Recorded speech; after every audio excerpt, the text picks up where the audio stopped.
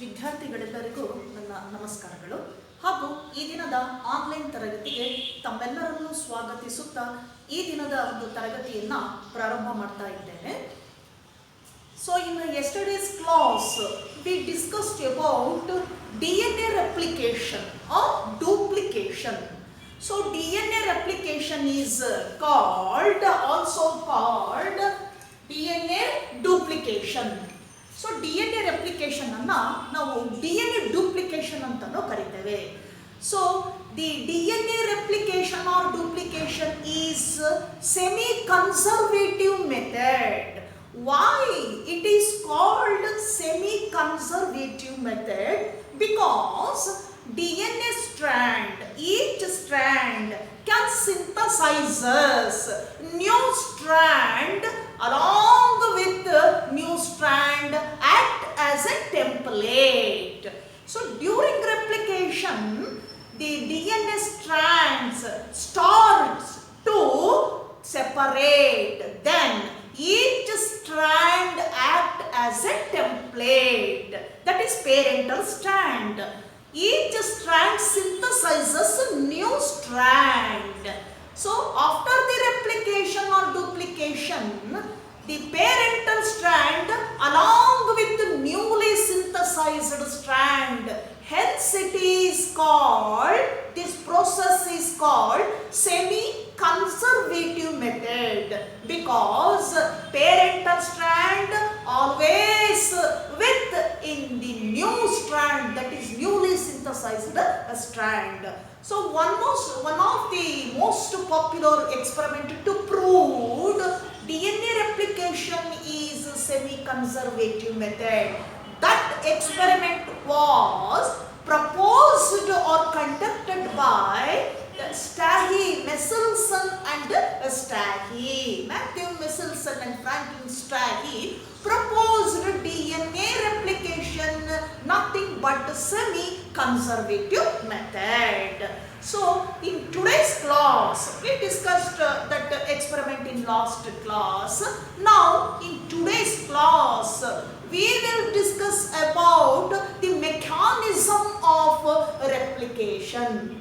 ಇಂದಿನ ಒಂದು ತರಗತಿಯಲ್ಲಿ ನಾವು ಮೆಕ್ಯಾನಿಸಮ್, ಹಾಗಾದರೆ DNA ಡುಪ್ಲಿಕೇಶನ್ ಯಾವ ರೀತಿ, ಯಾವ ಸ್ಟೆಪ್ಸ್ ಅಲ್ಲಿ ನಡೆಯುತ್ತೆ, what are the enzymes involved in this replication or duplication, ಅದನ್ನ ಇವತ್ತು ಮೆಕ್ಯಾನಿಸಮ್ ಅನ್ನ ನಾವು ಸ್ಟಡಿ ಮಾಡ್ತಾ ಹೋಗೋಣ.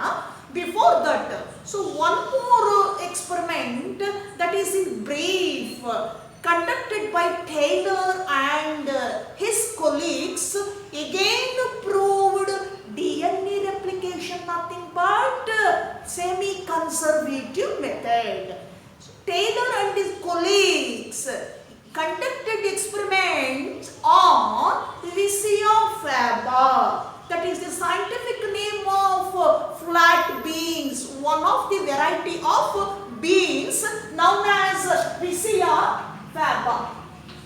Lycia faba, that means flat beans, one of the variety of beans. So they conducted, Taylor and his colleagues conducted experiments on Lycia faba, that is a flat bean. He proved again DNA replication is nothing but semi-conservative method. ಇವರು ಕೂಡ prove ಮಾಡಿ ನೋಡ್ತಾರೆ. ಮೆಸಲ್ಸನ್ and ಸ್ಟಾಹಿ ತರ ಈ bean ಮೇಲೆ experiment ಮಾಡ್ತಾ ಹೋಗ್ತಾರೆ, Lycia faba ಮೇಲೆ. ಅಲ್ಲಿ ಕೂಡ DNA ರೆಪ್ಲಿಕೇಶನ್ ಅಲ್ಲಿ ಕ್ರೋಮೋಸೋಮ್ಸ್ ಅಲ್ಲಿ parental strand along with newly synthesized strand. So he proved DNA replication nothing but semi-conservative method. And now we move on, or we will discuss about the mechanism. What is the mechanism of DNA replication or duplication? So DNA replication, that is the mechanism of DNA replication. Now, so before that we defined DNA replication or duplication. Definition for the DNA replication or duplication. ಈಗ mechanism ಅನ್ನ study ಮಾಡ್ತಾ ಹೋಗೋಣ. ಅದಕ್ಕಿಂತ ಮೊದಲು ನಾವು ಇದಕ್ಕೆ ಒಂದು definition ಅನ್ನು ಕೊಡಬೇಕಾಗ್ತದೆ. What is DNA replication or duplication? So in board examination they may ask for define DNA replication or what is DNA replication for 1 mark. The definition is DNA replication is a process in which DNA strands copy, that is DNA strands replicate its copy, that is newly synthesized strands during replication.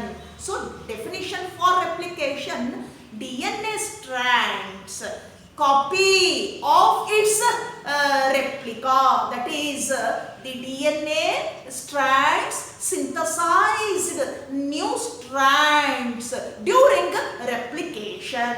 So the phenomenon is said to be DNA replication. It is nothing but a process. ಏನಂತ ಹೇಳ್ಬೋದು ನಾವು ಇದನ್ನ? ಇದು ಒಂದು phenomenon ಅಥವಾ process in which DNA strands, both strands act as templates and synthesized new strands during this process. So DNA ಏನಾಗಿದೆ, that ಆ ಒಂದು ರೆಪ್ಲಿಕೇಶನ್ ಅಲ್ಲಿ ಎರಡು ಸ್ಟ್ರಾಂಡ್ ಏನಾಗುತ್ತೆ, will separate and synthesised new strands during replication. So newly synthesized strands along with the parental strand in this replication. So ಏನಂತ ನಾವು define ಮಾಡಿದ್ವಿ? DNA replication is the process in which both strands of DNA act as templates and synthesized new strands along with the parental strands. That is called DNA replication. So DNA replicate, so give copy of itself. In other words, give copy of itself. ಅದೇ ತನ್ನದೇ ರೂಪ ಇರುವಂತಹ ಕಾಪಿಯನ್ನು ಕೊಡುವಂತಹ process ಅನ್ನ replication ಅಂತ ಕರಿತೇವೆ. So DNA replication, where it occurs in this cell. So DNA duplication or replication can occur in the nucleus of the cell of an organism. ಎಲ್ಲಿ ನಡೆಯುತ್ತೆ ಈ ರೆಪ್ಲಿಕೇಶನ್ ಅಂದಾಗ, ಏನು ಸೆಲ್ ಇದೆ, ಜೀವಕೋಶದ ಒಳಗಿರುವ ನ್ಯೂಕ್ಲಿಯಸ್ ಏನಿದೆ, that is the nucleus centre part of the cell. So in the nucleus DNA replication takes place. Nucleus na ಒಳಭಾಗದಲ್ಲಿ ನಡೆಯುತ್ತೆ DNA replication. Then at what time it replicates? ಯಾವಾಗ ರೆಪ್ಲಿಕೇಟ್ ಆಗುತ್ತೆ ಅಂದಾಗ, DNA replicates during the interphase of cell division. During the interphase, in interphase, S phase of the cell division or S phase of interphase. ಯಾವಾಗ ನಡೆಯುತ್ತೆ replication ಅಂದಾಗ, cell division ಗಿಂತ ಮೊದಲು nucleus ಅಲ್ಲಿ interphase ಬರ್ತದೆ. So you have already studied in first PUC cell division.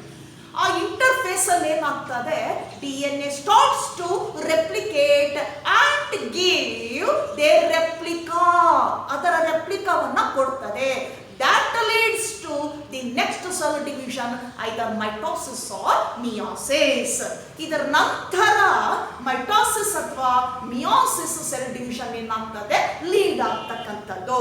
So DNA replication takes place in the interphase stage of cell division, that is S phase of cell division.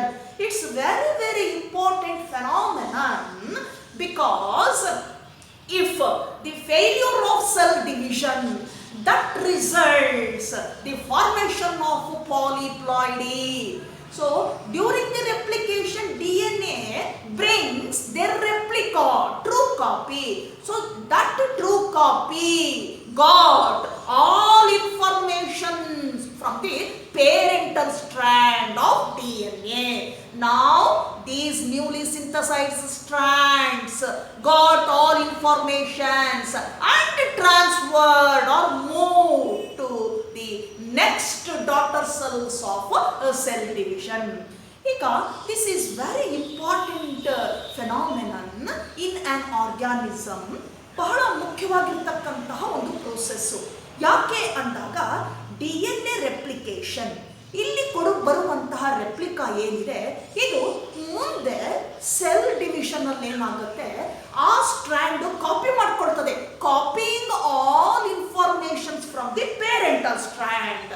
Parental strand ಇಂದ copy ಮಾಡಿಕೊಂಡು ಆ newly synthesized strands ಏನಾಗುತ್ತೆ store ಮಾಡ್ಕೊಳ್ತದೆ. ಈ strands ಮುಂದೆ cell division ಅಲ್ಲಿ daughter cells ಏನಾಗುತ್ತೆ move ಆಗುತ್ತೆ, ಟ್ರಾನ್ಸ್ಫರ್ ಆಗ್ತದೆ. ಈ ರೀತಿ ಏನಾಗುತ್ತೆ ಇನ್ಫಾರ್ಮೇಶನ್ ಪೇರೆಂಟ್ಸ್ ಇಂದ ಆಫ್ ಸ್ಪ್ರಿಂಗ್ಸ್ ಗೆ ಹೋಗುವಂತದ್ದು. ಹಾಗಾಗಿ it's very very important phenomenon than both DNA replication and as well as cell division. That is a coordination between them.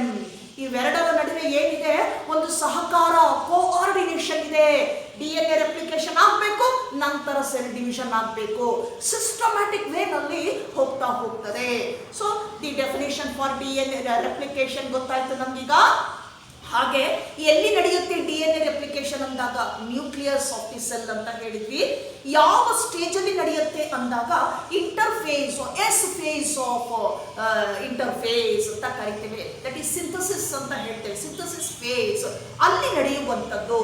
ಇದು ಯಾಕೆ ಇಂಪಾರ್ಟೆಂಟ್ ಅಂದಾಗ DNA ರೆಪ್ಲಿಕೇಶನ್ ಆದಾಗ್ಲೇನೆ ನೆಕ್ಸ್ಟ್ ಸೆಲ್ ಡಿವಿಷನ್ ಆದಾಗ ಆ ರೆಪ್ಲಿಕಾದಲ್ಲಿರುವಂತಹ ಇನ್ಫಾರ್ಮೇಶನ್ ಏನಾಗುತ್ತೆ ಡಾಟರ್ ಸೆಲ್ಸ್ಗೆ ಕ್ಯಾರಿ ಆಗ್ತದೆ.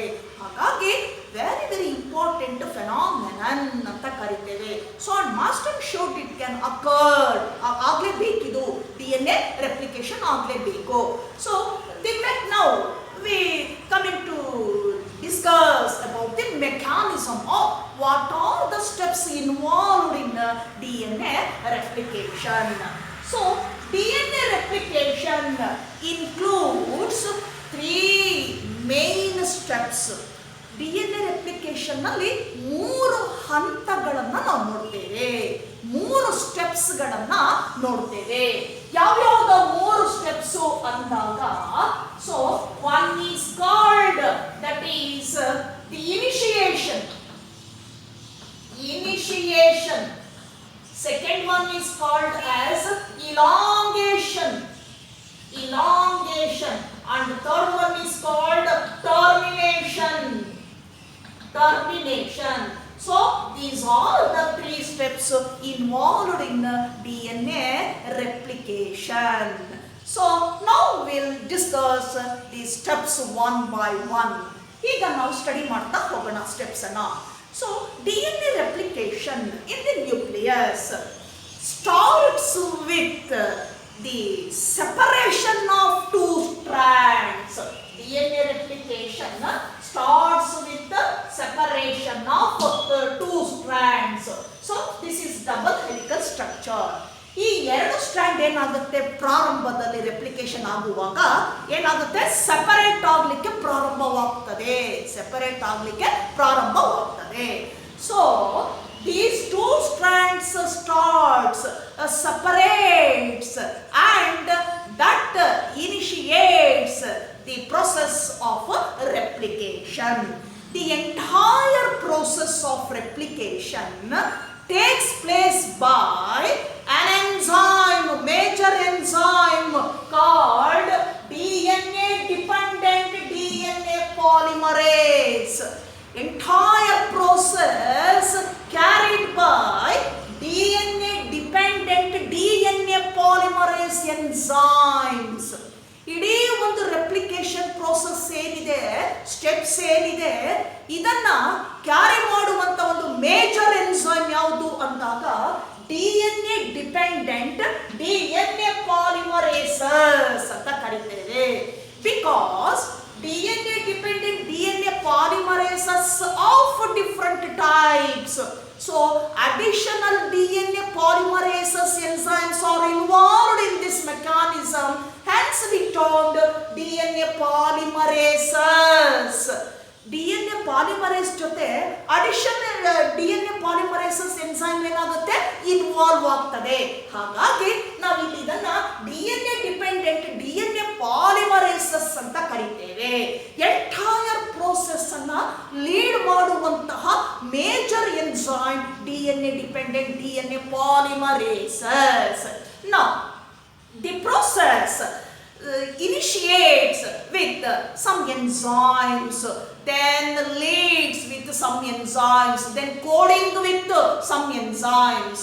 Now what are the requirements? So required for DNA replication. So it is an important process and entire process led by a major enzyme called DNA dependent DNA polymerases, because types of DNA polymerases enzymes are involved in several steps of replication. Then in addition to this, the primers, that is primase, RNA primer enzyme, DNA helicase, DNA ligase. So these all enzymes are required for the completion of DNA replication. Now, so requirements ಏನೇನು ಬೇಕು ಮೊದಲು ನಾವು ನೋಡಿದ್ವಿ. DNA replication ನಲ್ಲಿ 3 steps ಇದೆ. ಒಂದು initiation, elongation and termination. So starts with initiation. Before that, what are the requirements, or what are different types of enzymes and energy molecules involved in this process? ಏನೇನು ಬೇಕು ನಮಗೆ ಸಾಮಗ್ರಿಗಳಲ್ಲಿ ಇದನ್ನು ನಡೆಸುವಾಗ ಅಂದಾಗ, so first one DNA dependent DNA polymerases, second one primer, that is RNA primase, primer enzyme, that nothing but a substrate, then DNA helicase, DNA ligase. In addition to these enzymes, energy molecules like deoxyribose, nucleoside, triphosphate. ಇದರ ಜೊತೆಗೆ energy molecules ಬೇಕಾಗ್ತದೆ. ಆ energy molecules ಯಾವ್ಯಾವುದಪ್ಪ ಅಂದಾಗ, deoxyribonucleoside triphosphate, deoxyribonucleoside, that is nucleoside cytosine triphosphate and thymine triphosphate, then guanine triphosphate, shortly termed as CTP, TTP, GTP, etc. So deoxyribose nucleoside triphosphate, it has 2 rich energy phosphates at the side chain. ಇದು ಒಂದು ಎನರ್ಜಿಯನ್ನು ಕೊಡುವಂತ molecule. ಡಿಆಕ್ಸಿರೈಬೋನ್ಯೂಕ್ಲಿಯೋಸೈಡ್ ಏನಂತ ಕರಿತೇವೆ ನಾವು, triphosphate. So because this process requires more energy to complete the phenomenon, that is the separation and the synthesis of new strand. ಈ ಪ್ರೋಸೆಸ್ಗೆ ಹೆಚ್ಚಿನ ಒಂದು energy ಬೇಕಾಗ್ತದೆ. ಈ ಎನರ್ಜಿನ ಫುಲ್ಫಿಲ್ ಮಾಡೋರು ಯಾರು? ಡಿಆಕ್ಸಿರೈಬೋನ್ಯೂಕ್ಲಿಯೋಸೈಡ್ ಟ್ರೈಫಾಸ್ಫೇಟ್. ಇದರ ಜೊತೆಗೆ CTP, that is cytosine triphosphate, guanine triphosphate, thymine ಇವೆಲ್ಲ ಮಾಲಿಕ್ಯೂಲ್ಸ್ ಕೂಡ provide energy for the completion of replication, DNA replication. Now, so we move on to the first step, that is initiation. ಏನಂತ ಹೇಳ್ತೇವೆ ನಾವು? initiation. The first step in DNA replication. Now the 2 strands now starts to separate gradually. ಈಗ ಏನಾಗುತ್ತೆ, look at this diagram. This is 2 strands of DNA. Now in the first step, these 2 strands separate gradually. ಎರಡು ಏನಾಗ್ತದೆ?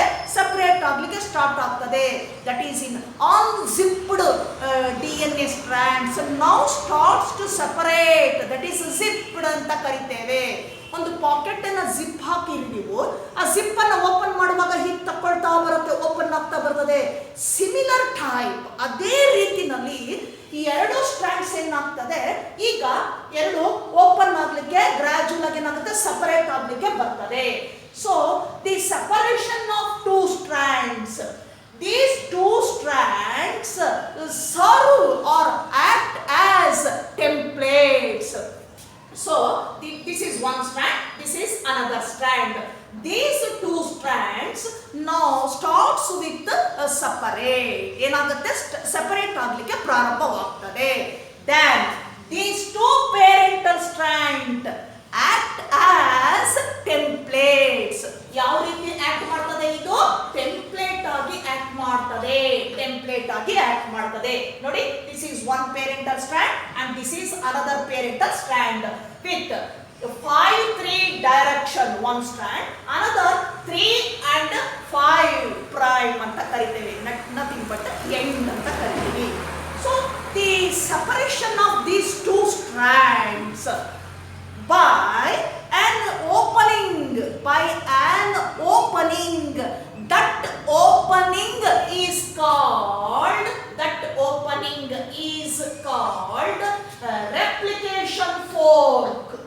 replication fork.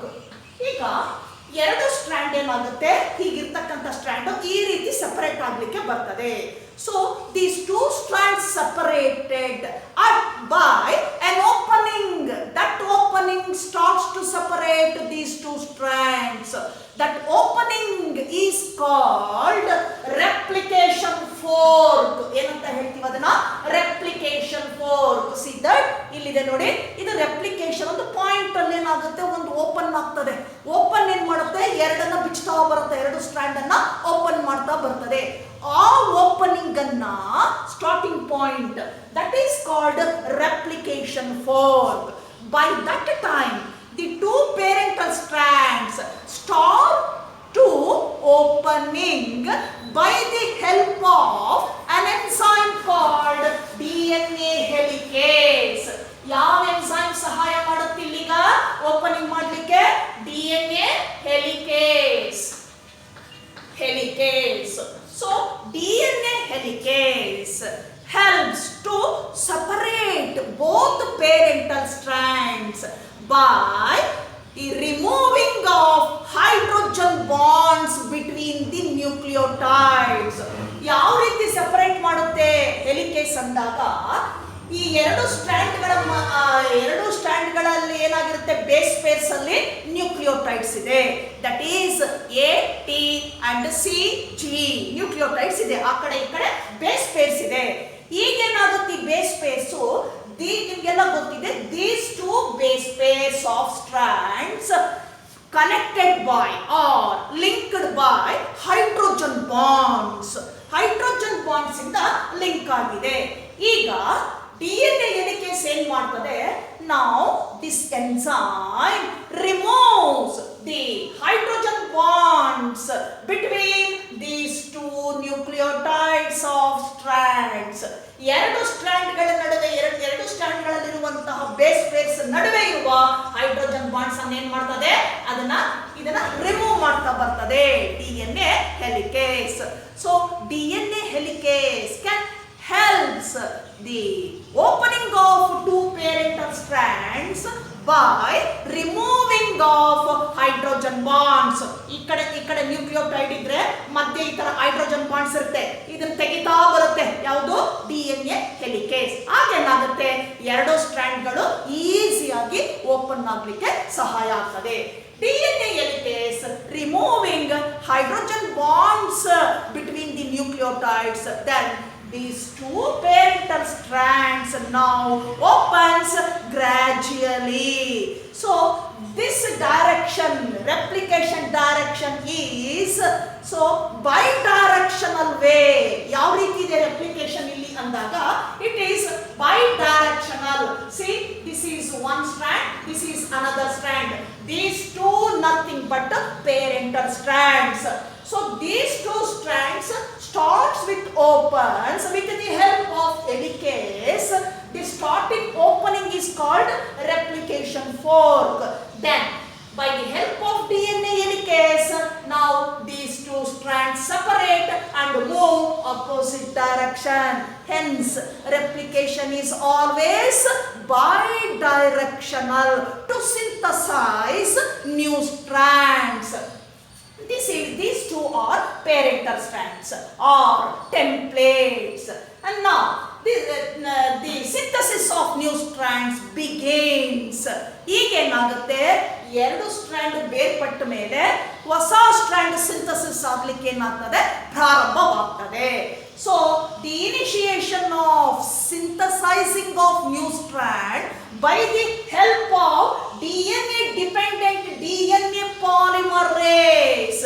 DNA dependent DNA polymerase now start to synthesize new strands from these two parental strands. ಈಗ ಈ ಎರಡು parental strands ಏನ್ ಮಾಡುತ್ತೆ, ಹೊಸ strand ಅನ್ನ synthesise ಮಾಡಲಿಕ್ಕೆ ಪ್ರಾರಂಭವಾಗ್ತದೆ. ಈ ಸಿಂಥಸೈಸ್ ಏನಾಗ್ತದೆ, DNA dependent DNA polymerise major enzyme. So ಇದು ಈಗ ಇನಿಷಿಯೇಟ್ ಮಾಡ್ತದೆ. Then DNA dependent DNA polymerase by the help of, that is initiate the synthesis of new strands by the help of primer, that is primase. So what is meant by primer or primase? So primer nothing but RNA, small piece of RNA. Primer ಅಂದ್ರೆ ಏನಂತ ಹೇಳ್ತೀವಿ ಇಲ್ಲಿ ನಾವು, small piece of RNA. So the primer RNA primer, nothing but RNA primer, act as a substrate. ಈಗ synthesis ಪ್ರಾರಂಭವಾಯಿತು, initiation ಆಗ್ತಾ ಬರ್ತಿದೆ, ಈಗ ಪ್ರಾರಂಭ ಆಗ್ತಾ ಇದೆ. ಇದಕ್ಕೆ DNA ಡಿಪೆಂಡೆಂಟ್ DNA ಪಾಲಿಮರಸ್ ಏನ್ ಮಾಡುತ್ತೆ, ಈಗ ಚಾಲು ಮಾಡುತ್ತೆ, ಅದನ್ನ ಪ್ರಾರಂಭ ಮಾಡ್ಕೊಡ್ತಾ ಇದೆ. ಇದಕ್ಕೆ ಸಿಂಥಸೈಸ್ ಮಾಡ್ಬೇಕಾದ್ರೆ ಸ್ಟ್ರಾಂಡ್ ಅನ್ನ ಏನ್ ಬೇಕು, ಇಲ್ಲಿ ನಮ್ಗೆ ಬೇಕಾಗಿರ್ತಕ್ಕಂಥ ಸಹಾಯ ಯಾರಿಂದ ಇನಿಷಿಯೇಟ್ ಆಗ್ಬೇಕದು, by the help of primer. Primer nothing but a small piece of RNA, small piece of RNA. So this primer now act as a substrate. ಯಾವ ರೀತಿ ಸಬ್ಸ್ಟ್ರೇಟ್ ಆಗಿ ಆಕ್ಟ್ ಮಾಡುತ್ತದು ಅಂದ್ರೆ, what is meant by substrate? Substrate nothing but a substance. So in which the enzyme acts on the surface of the substrate. ಈಗ base ಇದು ಅರ್ಥ ಆಗ್ತಿದೆಯಲ್ಲ, ಈ ಹೊಸ strand synthesis ಆಗ್ಬೇಕು. ಈಗ ಪೇರೆಂಟಲ್ ಸ್ಟ್ರಾಂಡ್ ಜೊತೆಗೆ ಸಿಂಥಸಿಸ್ ಆಗಬೇಕು. ಇಲ್ಲಿ ಇನಿಷಿಯೇಟ್ ಆಗಬೇಕಾದ್ರೆ ಏನಾಗುತ್ತೆ, ಪ್ರೈಮರ್ ಬೇಕಾಗ್ತದೆ. ಯಾಕೆಂದ್ರೆ ತಳ ವಸ್ತು ಅದು, ಸಬ್ಸ್ಟ್ರೇಟ್ ಅದು. ಇದರ ಮೇಲೆ ಎನ್ಸೈಮೆಟಿಕ್ ಆಕ್ಷನ್ ಆಗಿ ಏನ್ ಮಾಡ್ತದೆ, synthesis ಪ್ರಾರಂಭವಾಗ್ತದೆ. Here the synthesis of a new strand in the step of initiation by the action of RNA primer, that is small piece of RNA. So the synthesis of new strand begins with 5-3 direction. Please you note that. So ಏನಿದೆ ಅಂತಂದ್ರೆ, ಯಾವಾಗಲೂ ಹೊಸ strand synthesis ಆಗಬೇಕಾದ್ರೆ 5-3 strand ಇಂದಲೇ synthesis ಆಗ್ತದೆ, ಪ್ರಾರಂಭವಾಗ್ತದೆ. That is synthesis of new strand. So in 5-3 direction ನೋಡಿ, ಈ ಸ್ಟ್ರಾಂಡ್ 5-3 ನಲ್ಲಿದೆ, ಪೇರೆಂಟಲ್ ಸ್ಟ್ರಾಂಡ್. ಇದು ಸಿಂಥಸಿಸ್ ಮಾಡಬೇಕಾದ್ರೆ ಪ್ರಾರಂಭದಲ್ಲಿ ಎಲ್ಲಿ ಬರಬೇಕು, ಇದು ಸ್ಟಾರ್ಟಿಂಗು 5 ಡೈರೆಕ್ಷನ್ ಇಂದ ಬಂದು 3 ಎಂಡ್ ಆಗ್ತದೆ. ಇಲ್ಲಿ ನೋಡಿ 3-5 ಆಯ್ತು. So begins with 5-3 direction, because 5 end with phosphate group and 3 end with hydroxyl group, nothing but OH ಅಂತ ಕರಿತೇವೆ. ಸ್ಟಾರ್ಟ್ ಆಗಬೇಕಾದ್ರೆ 5-3 ಡೈರೆಕ್ಷನ್ಗೆ ಹೋಗುತ್ತೆ ಹೊಸ ಸ್ಟ್ರಾಂಡ್. ಯಾಕೆ ಅಂದಾಗ 5 ಡೈರೆಕ್ಷನ್ ಅಲ್ಲಿ ಫಾಸ್ಫೇಟ್ ಗ್ರೂಪ್ ಇರ್ತದೆ ಎಂಡ್ ಅಲ್ಲಿ, ಹಾಗೆ 3 ಡೈರೆಕ್ಷನ್ ಅಲ್ಲಿ 3 ಪ್ರೈಮ್ ಅಲ್ಲಿ OH ಗ್ರೂಪ್ ಇರ್ತದೆ. So that is the strand, that is the direction in which the synthesis of new strand begins. ಅದು ಸ್ಟಾರ್ಟ್ ಆಗ್ತದೆ in 5-3 direction only. So the direction of synthesis of new strand begins with 5-3. This direction is very very important. So ಈ direction ಏನಿದೆ ತುಂಬಾ important ಆಗಿರ್ತಕ್ಕಂಥದ್ದು 5-3 direction ಅಲ್ಲಿ ಪ್ರಾರಂಭವಾಗ್ತದೆ. And now the RNA primer starts to synthesize new strand with 5-3 direction. So by that time DNA polymerase, that is DNA dependent DNA polymerase polymerase add nucleotides to the new strand. ಹೀಗೇನ್ ಮಾಡುತ್ತೆ DNA polymerase ಇದೆಯಲ್ಲ, ಇದು ಈ new ಸ್ಟ್ರಾಂಡ್ಸ್ಗೆ ಈ ರೀತಿಯಾಗಿರ್ತಕ್ಕಂಥ base pairs ಅನ್ನ, nucleotides ಅನ್ನ ಏನ್ ಮಾಡ್ತದೆ, ಸೀಕ್ವೆನ್ಸ್ ಅನ್ನ ಆಡ್ ಮಾಡ್ತಾ ಹೋಗುತ್ತೆ. So this is complementary to this template or parental strand. ಈಗ ಈ ಡೈರೆಕ್ಷನ್ ಅಲ್ಲಿ ಸಿಂಥಸಿಸ್ ಆಗಿರುವಂತ ಹೊಸ ಸ್ಟ್ರಾಂಡ್ ಇದಕ್ಕೆ ಕಾಂಪ್ಲಿಮೆಂಟರಿ ಆಗಿರ್ಬೇಕು. ಯಾವುದಕ್ಕೆ? ಪೇರೆಂಟಲ್ ಸ್ಟ್ರಾಂಡ್ಗೆ. ಯಾವ ಡೈರೆಕ್ಷನ್ ಅಲ್ಲಿ ಇದೆ? 5 3. ಸೊ 3 ಎಂಡ್ ಆಗಿದೆ. ಇಲ್ಲಿರುವಂತ ನ್ಯೂಕ್ಲಿಯೋಟೈಡ್ಗೆ ಇದು ಏನಾಗಿರುತ್ತೆ? ಕಾಂಪ್ಲಿಮೆಂಟರಿ ಆಗಿರ್ತದೆ. ಈ ನ್ಯೂಕ್ಲಿಯೋಟೈಡ್ ಹೊಸ ಒಂದು ಸ್ಟ್ರಾಂಡ್ಗೆ ಯಾರು ಆಡ್ ಮಾಡ್ತಾ ಹೋಗುವಂತವರು DNA ಪಾಲಿಮರೇಸ್ ಅಂತ ಕರಿತೇವೆ. ನಾವು during the synthesis of new strands there are additional DNA polymerases to help or to hold the synthesis of new strand. ಏನು ಮಾಡ್ತದೆ? DNA ಪಾಲಿಮರೇಸ್ ಅಲ್ಲಿ ಮತ್ತೆ ಅಡಿಷನಲ್ ಪಾಲಿಮರೇಸಸ್ ಎನ್ಸೈಮ್ ಬರ್ತದೆ. ಯಾವ್ಯಾವುದದು ಅಂದಾಗ, so the additional polymerases enzyme nothing but DNA polymerase 1, DNA polymerase 2, DNA polymerase 4 and DNA polymerase 5. So there are 5 different types of DNA polymerase enzymes involved in this replication process. So among 5, DNA polymerase third that plays a major role. DNA polymerase 3 ಇದೆಯಲ್ಲ, ಅದು ಇಷ್ಟೆಲ್ಲ ಏನ್ ಮಾಡುತ್ತೆ, key roll ನಲ್ಲಿ ಅಥವಾ major role ಅನ್ನ ಇಲ್ಲಿ ಪಾತ್ರವನ್ನ ವಹಿಸ್ತಾ ಏನ್ ಮಾಡುತ್ತೆ, ಇದನ್ನ ಒಂದು ಪ್ರೋಸೆಸ್ ಅನ್ನ ಕ್ಯಾರಿ ಮಾಡ್ತಾ ಬರ್ತದೆ. ಇದರ ಜೊತೆಗೆ polymerase 1, polymerase 2, polymerase 4 and polymerase 5. DNA polymerase 2 3 2 1 2 4 5 additional polymerase enzymes. Now so in the one strand, this is continuous, that is synthesis of new strand at 5 3 direction starts with RNA primer. That strands will be continuous. ಏನಾಗಿದೆ? ಅದು continuous ಆಗಿದೆ. ನೋಡಿ, this is continuous. So this strand is called continuous strand at 5 3 direction. At 5 3 direction. And now, so it is also called leading strand. ಏನಾಗಿದೆ ಇಲ್ಲಿ? ಎಲ್ಲಿ break ಇಲ್ಲ, continuous ಆಗಿ ಹೋಗಿದೆ. So this nucleotides, this strand complementary to the parental strand with 3 5 ಅಲ್ಲಿದೆ. ಸೊ ಹೊಸ strand 5 3 direction ಅಲ್ಲಿದೆ. This strand leading strand. That the next process elongation. ಎರಡನೇ ಪ್ರೋಸೆಸ್ ಏನಾಗ್ತದೆ elongation ಅಲ್ಲಿ ನೋಡೋಣ. So in the second step elongation, the RNA primer in the opposite direction, that is opposite to parental strand, now synthesized another strand to the opposite parental strand. ಈಗ ಇಲ್ಲಿ ಮುಕ್ತಾಯವಾಗಿದೆ. ಇಲ್ಲಿ ಹೊಸ strand ಅನ್ನ synthesise ಮಾಡಿದೆ. 5 3 direction ಅಲ್ಲೇ start ಆಗಬೇಕು. ಆದಾಗ ಏನಾಗ್ತದೆ, ಇದನ್ನ ಕಂಟಿನ್ಯೂಸ್ ಸ್ಟ್ರಾಂಡ್ ಅಂತ ಕರ್ವಿ. ಈಗ ಆಪೋಸಿಟ್ ಅಲ್ಲಿ ಏನಾಗ್ತದೆ, ಈ ಪೇರೆಂಟಲ್ ಸ್ಟ್ರಾಂಡ್ಗೆ ಮತ್ತೊಂದು ಹೊಸ ಸ್ಟ್ರಾಂಡ್ ಏನಾಗಬೇಕು, ಈಗ ಸಿಂಥಸೈಸ್ ಆಗಬೇಕು. ಸಿಂಥಸೈಸ್ ಆಗಬೇಕಾದ್ರೆ ಏನಾಗ್ತದೆ, ಇಲ್ಲಿ RNA ಪ್ರೈಮರ್ಸ್ ಏನಾಗ್ತದೆ, ಬ್ರೇಕ್ ಆಗ್ತದೆ. So here in the opposite direction, synthesis of new strand carried by few RNA primers, that is small pieces of RNA primers, not only by one, few RNA primers are involved to synthesize in the opposite strand. ಇದಕ್ಕೆ ಎದುರಾಗಿ ಏನಾಗುತ್ತೆ, ಹೊಸ strand ಅನ್ನ synthesis ಮಾಡಬೇಕಾದ್ರೆ ಇಲ್ಲಿ ಕೆಲವು RNA primers ಬೇಕಾಗ್ತದೆ. ಏನ್ ಬೇಕಾಗ್ತದೆ? ಕೆಲವು RNA ಪ್ರೈಮರ್ಸ್ ಬೇಕಾಗ್ತದೆ. So more than 2 number of RNA primers are required to synthesize new strands at the opposite direction. That is 5-3 direction. Here hingoguತ್ತಿga direction 5-3 5-3 3-5 5-3 direction ಗೆ ಹೋಗ್ತದೆ.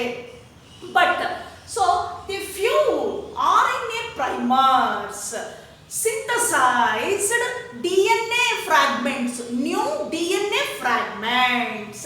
So this way they synthesized DNA fragments with certain gaps. ಏನಾಗಿದೆ ಇಲ್ಲಿ ಒಂದಲ್ಲ ಒಂದು 3-4 RNA primers ಏನಾಗುತ್ತೆ ಸ್ವಲ್ಪ so each RNA primer synthesized few strands. Next another one synthesized few strands. So that's why the synthesized fragments, DNA fragments are not joined. ಏನಾಗಿದೆ continuous ಆಗಿಲ್ಲ, are not in a continuous manner. So the fragments, between the fragments there is a gap. ಏನಾಗಿದೆ ಅಲ್ಲಿ gap ಇದೆ. Because here in this gap the presence of RNA primer 1, 2, 3 like that. Hence that strand is discontinuous. ಏನಂತ ಕರಿತೇವೆ ಆ strand ಅನ್ನ discontinuous because of the unjoined DNA fragments. Unjoined DNA fragments are synthesized by the help of few RNA primers. Now these fragments are also called Okazaki fragment. ಈ fragments ಗೆ ನಾವೇನಂತ ಕರಿತೀವಿ Okazaki fragments ಅಂತ ಕರಿತೀವಿ. Okazaki fragments. So these discontinued fragments later joined by the help of another enzyme called as DNA ligase. ನಂತರ ಏನಾಗುತ್ತೆ ಈ ರೀತಿ ಫ್ರಾಗ್ಮೆಂಟ್ಸ್ ಏನು ಜಾಯಿನ್ ಆಗಿರೋದಿಲ್ಲ. ಸೊ ಈ this is called discontinuous strand. So ಇಲ್ಲಿರ್ತಕ್ಕಂಥ ಫ್ರಾಗ್ಮೆಂಟ್ಸ್ ಏನಾಗ್ತದೆ ನಂತರ joined by the help of another enzyme called as DNA ligase. DNA ligase ನಂತರ ಏನ್ ಮಾಡ್ತದೆ ಈ ಅಲ್ಲಲ್ಲಿ ಬಿಟ್ಟು ಹೋಗಿರುವಂತಹ ಮಧ್ಯೆ ಗ್ಯಾಪ್ ಇರ್ತಕ್ಕಂಥದ್ದನ್ನ ಏನ್ ಮಾಡುತ್ತೆ ಸರಿ ಮಾಡಿ ಈ ಫ್ರಾಗ್ಮೆಂಟ್ಸ್ ನ ಏನ್ ಮಾಡುತ್ತೆ ಒಂದಕ್ಕೊಂದು ಜಾಯಿನ್ಡ್ ಮಾಡ್ತದೆ DNA ligase. That joined the discontinued fragments, DNA fragments. So it is also called Okazaki fragments. So the continuation of DNA strand by joined by the help of DNA ligase. Then later the DNA strand, if it has both strands has new nucleotides or base pairs. That base pairs, look at this, ಇದು ಹೊಸ base pairs ಇದರ ಮೇಲೆ ಹೊಸ base pairs ಇದೆ, nucleotides ಇದೆ. So this is complementary to parental one. ಏನಾಗಿರ್ಬೇಕದು complementary ಆಗಿರ್ಬೇಕು. ಹಾಗಂದ್ರೆ ಈಗ ಹೊಸ ಸ್ಟ್ರಾಂಡ್ ಅಲ್ಲಿ T ಇತ್ತು ಅಂದ್ರೆ ಇಲ್ಲಿ A ಬರುತ್ತೆ, ಇಲ್ಲಿ ನೆಕ್ಸ್ಟ್ A ಬಂತು ಅಂದ್ರೆ T ಬರುತ್ತೆ, ಇಲ್ಲಿ C G A ಈ ರೀತಿ ಕಾಂಪ್ಲಿಮೆಂಟರಿ ಆಗಿ ಇರಬೇಕಾಗುತ್ತೆ. ಹಾಗಾಗಿ ಇಲ್ಲಿ ಕೂಡ ಬೇಸ್ ಪೇರ್ಸ್ ಬಂತೀಗ. ಇದು ಪೇರೆಂಟಲ್ ಸ್ಟ್ರಾಂಡ್. ಈ ಹೊಸ ಸಿಂಥಸೈಸ್ಡ್ ಸ್ಟ್ರಾಂಡ್ ಏನಿದೆ ಇಲ್ಲಿರುವ ನ್ಯೂಕ್ಲಿಯೋಟೈಡ್ಸ್ ಈ ಸ್ಟ್ರಾಂಡ್ ಅಲ್ಲಿರುವ ನ್ಯೂಕ್ಲಿಯೋಟೈಡ್ಸ್ ಏನಾಗಿರಬೇಕು ಕಾಂಪ್ಲಿಮೆಂಟರಿ ಆಗಿರಬೇಕು. ಇದಿಷ್ಟು that is synthesis of new strands at 5-3 direction and ಏನಂತ ಕರಿತೀವಿ ಇಲ್ಲಿಂದ ಹೀಗೆ 5-3 continuous strand that is called leading strand. Then 5-3 again in the 3-5 parental strand. This is called lagging strand, discontinuous strand and also called lagging. ಯಾಕೆ ನಿಲ್ಲುತ್ತೆ ಅಲ್ಲಲ್ಲಿ cut ಆಗಿದೆ, DNA fragments ಏನಾಗಿದೆ cut ಆಗಿದೆ, ಕಂಟಿನ್ಯೂಸ್ ಆಗಿ ಸಿಂಥಸಿಸ್ ಆಗಿಲ್ಲ. ಯಾಕೆ ಅಂದಾಗ ಈ ಸ್ಟ್ರಾಂಡ್ ಸಿಂಥಸಿಸ್ ಆಗಬೇಕಾದ್ರೆ ಕೆಲವು RNA ಪ್ರೈಮರ್ಸ್ ರಿಕ್ವೈರ್ ಆಗ್ತದೆ, ಅಲ್ಲಿ ಆಕ್ಟ್ ಮಾಡುತ್ತೆ.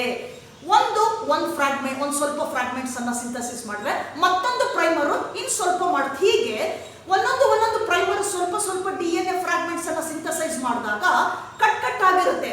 ಈ ಕಟ್ ಆಗಿರುವಂತಹ ಮಧ್ಯೆ ಗ್ಯಾಪ್ ಇರುವಂತಹ ಫ್ರಾಗ್ಮೆಂಟ್ಸ್ ಅನ್ನ ನಂತರ DNA ಲಿಗೇಸ್ ಅನ್ನುವ ಎನ್ಸೈಮ್ ಬಂದು ಅದನ್ನ ಕೂಡಿಸುತ್ತೆ. Then so at the end of synthesizing of new strands, the DNA polymerase 1, DNA polymerase 2, DNA polymerase 4 and DNA polymerase 5. So that is additional enzymes.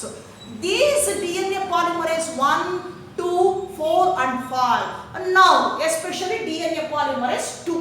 DNA polymerase 2. ಏನು ಮಾಡುತ್ತೆ 1 and 2. So these enzymes correct the sequence. That is ಏನಾಗಿರುತ್ತೆ in base pairs.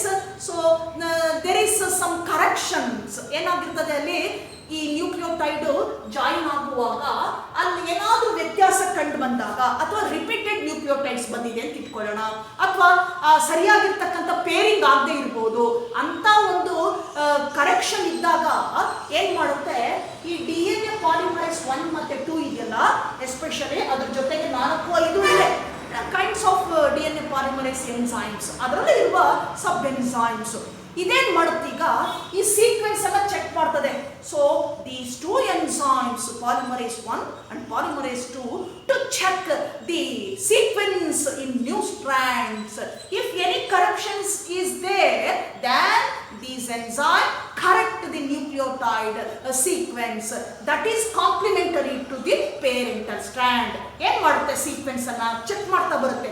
ಎಲ್ಲಾದ್ರೂ ಏನಾದ್ರೂ ವ್ಯತ್ಯಾಸ ಇದ್ರೆ ಅದನ್ನೇನ್ ಮಾಡುತ್ತೆ, correct ಮಾಡುತ್ತೆ, correct pair ಮಾಡ್ತದೆ. ಯಾವುದು DNA polymerase 1 and DNA polymerase 2 ಅಂತ ಕರೀತೇವೆ. So now the newly synthesized strands in opposite direction by 5'3" and 5'3". So that is replication. During replication, in the second step, elongation. So the replication starts with the particular direction, particular specific spot, that is called, ನಾನು ಈಗ ತಾನೇ ಹೇಳಿದೆ 5'3" direction ಗೆ ಹೋಗಬೇಕು. So that is called, ಏನು open ಆಗ್ತದಲ್ಲ, ಹೀಗೆ open ಆಗುವಂತ ಒಂದು ಓಪನಿಂಗ್ ಏನಿದು, ರೆಪ್ಲಿಕೇಶನ್ ಫೋರ್ಕ್ ಅಂತ ಕರಿತೀವಿ. ಈ ರೆಪ್ಲಿಕೇಶನ್ ಫೋರ್ಕ್ ಸ್ಪೆಸಿಫಿಕ್ ಜಾಗದಲ್ಲಿ ಇರ್ತದೆ. That specific site is called, that is origin of replication site. ಏನಂತ ಕರಿತೀವಿ, origin of replication site. Replication site. So ori ಅಂತ ಕರಿತೀವಿ, origin of replication site. So that specific site through which the replication starts. ಅದರ ಮೂಲಕ ಏನಾಗುತ್ತೆ, specific site ನ ಮೂಲಕ ಎರಡು ಸ್ಟ್ರಾಂಡ್ಸ್ ಏನಾಗ್ತದೆ, ನಾವು ಸಪರೇಟ್ ಏನಾಗ್ತದೆ, ಈಗ ಸ್ಟಾರ್ಟ್ ಸಪರೇಟ್ ಆಗ್ಲಿಕ್ಕೆ ಪ್ರಾರಂಭವಾಗ್ತದೆ. That particular site is called, that is origin of replication site. The particular opening that starts to open, separate these 2 strands by an opening. ಒಂದು ರಂಧ್ರ ಆಗುತ್ತೆ, ಅದ್ರ ಮೂಲಕ ಎರಡು ಏನಾಗುತ್ತೆ, ಈ ರೀತಿ ಸಪರೇಟ್ ಆಗ್ತದೆ. That opening is called replication fork. So the opening of 2 strands by the help of an enzyme called DNA helicase. ನೋಡಿ ಎಷ್ಟು ತರಹದ ಎನ್ಸೈಮ್ಸ್ಗಳು ಈ ಒಂದು ರೆಪ್ಲಿಕೇಶನ್ ಒಂದು ಪ್ರಾಸೆಸ್ ಅಲ್ಲಿ ಏನಾಗಿದೆ, ಇನ್ವಾಲ್ವ್ ಆಗಿದೆ. ಮೇಜರ್ ರೋಲ್ ಯಾವುದು, DNA dependent DNA polymerase.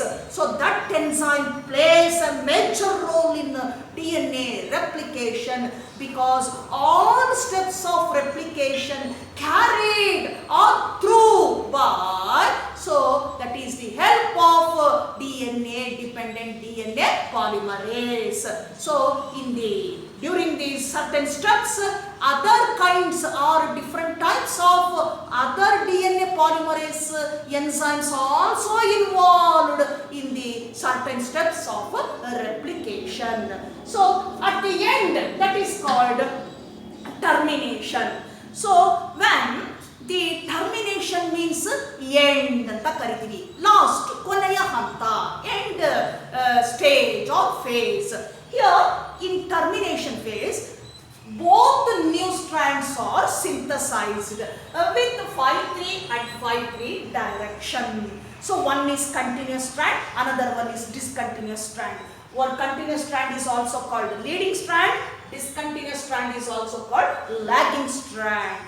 Then after the synthesizing of new strand or completion of replication, the parental strands, that is 3'5" and 5'3". Parental strands, the end of parental strands with repeated sequence, with repeated sequence. ಏನಾಗ್ತದೆ ಇಲ್ಲಿ parental strand ಅಲ್ಲಿ ಕೊನೆಯಲ್ಲಿ ಏನಾಗಿರುತ್ತೆ, ಕೆಲವು repeated sequence ಇರುತ್ತೆ. TT ಇರ್ಬೋದು, TA ಈ ತರ ಇರ್ಬೋದು, ಅಥವಾ AT ಈ ತರ ರಿಪೀಟೆಡ್ ಸೀಕ್ವೆನ್ಸ್ ಏನಾಗುತ್ತೆ present at the terminal end of the parental strand, ಈ ಎಂಡ್ ಅಲ್ಲಿ ಬರ್ತದೆ. Then so the repeated sequence also corrected by another enzyme called exonuclease. Another enzyme called exonuclease.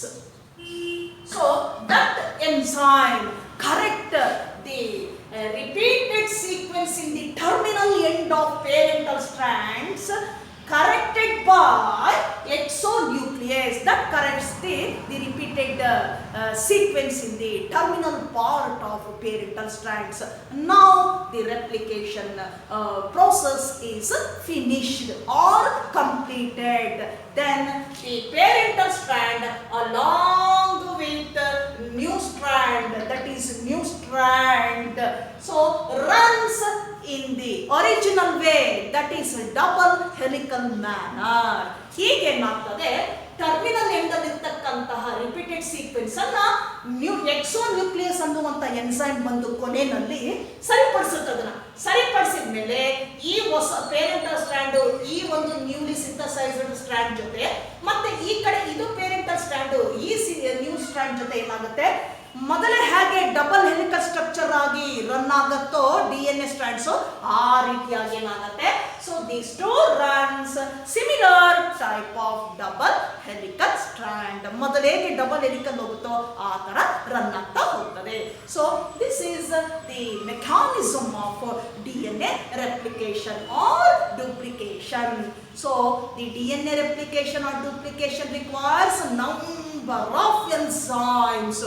Main enzyme is DNA dependent DNA polymerases. Then this process requires high energy supplied by, that is deoxyribonucleoside triphosphate. So this phosphate, this new molecule of energy molecule has two additional phosphate groups similar to ATP that provides more energy to complete the replication process. So this is the summary of mechanism of DNA replication or duplication. So in the board examination they may ask DNA replication for 5 marks. 5 ಮಾರ್ಕಿಗೆ ಈ ಒಂದು ಪ್ರಶ್ನೆಯನ್ನ ಕೇಳ್ತಾರೆ. ಒಂದೊಂದು ಸಲ 1 ಮಾರ್ಕಿಗೂ ಬರ್ಬೋದು. Which enzyme in carry the RNA DNA replication, that is DNA dependent DNA polymerase. So ಇದನ್ನ ನೀವು figure ಸಹಿತ ಕೇಳ್ತಾರೆ. ಸೊ ಫಿಗರ್ ಅನ್ನ ಬರೆದ್ಬಿಟ್ಟು ಡಯಾಗ್ರಾಮ್ ಅನ್ನ ಬರೆದ್ಬಿಟ್ಟು ಎಕ್ಸ್ಪ್ಲೈನ್ ಮಾಡಬೇಕಾಗ್ತದೆ. 5 ಅಂಕಗಳಿಗೆ ಕೊಡುವಂತಹ ಒಂದು ಕೇಳುವಂತಹ ಪ್ರಶ್ನೆ. Then what is the significance of replication? So the significance of DNA replication, nothing but it is very essential for, this process is very essential for cellular growth, body metabolism, then repair, growth. So ಯಾತಕ್ಕೆ ಬೇಕಾಗಿದೆ ಇದು ಅಂದಾಗ ತುಂಬ ಮಹತ್ವವಾಗಿರ್ತಕ್ಕಂಥದ್ದು replication. ಯಾಕೆ ಅಂದಾಗ cellular ಗ್ರೋತ್ಗೆ, cell division ಆಗ್ಬಿಟ್ಟು new cells ಕೊಡ್ತದೆ, cellular growth. Then repair ಅಂತ ಕರಿತೇವೆ, ಮತ್ತೆ ಜೋಡಣೆಗೆ. ದೆನ್ ಬಾಡಿಯಲ್ಲಿ ನಡೆಯುವಂಥ ನಡೆಯುವಂಥ ಏನಿದೆ ಮೆಟಬಾಲಿಸಮ್ಮು, ಅದರಲ್ಲಿ ಕೂಡ ಏನಾಗುತ್ತೆ, ಇದು ಈ ಒಂದು ರೆಪ್ಲಿಕೇಶನ್ ಇಂದ ಏನಾಗುತ್ತೆ, ಅದರಿಂದ ನಡೆಯುವಂಥ ಅನೇಕ ಮೆಟಬಾಲಿಸಮ್ ಅನ್ನು ನಾವು ನೋಡ್ತಾ ಹೋಗ್ತೇವೆ. So this is very important process, takes place in the nucleus, that is in the nucleus of cell ಅಂತ ಕರಿತೇವೆ. That is the particular stage called interphase. DNA replication takes place in interphase or S phase of the cell division. So this is the mechanism of DNA replication. This is enough for today's class. Then I will take up the next one, transcription. Next one is the transcription concept in next class. Till then, goodbye.